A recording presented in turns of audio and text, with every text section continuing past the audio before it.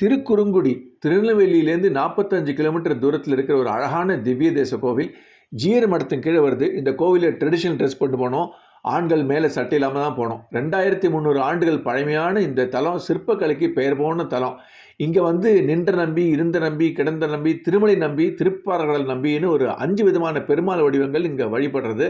இங்கே வந்து மூலவர் நின்ற நம்பி திருக்கோலம், நின்ற திருக்கோலம், திருக்குறுங்குடி வள்ளி நாச்சியார் தான் தாயார். சிற்பக்கலைக்கு பெயர் போனது. இது ஒத்த படம்னு கிட்டத்தட்ட 1000 வருஷமாக இந்த கோவிலில் இருக்குது. இங்கே வந்து 2000க்கும் மேற்பட்ட நுணுக்கமான சிற்பங்கள் உள்ள ஒரு கோவில்.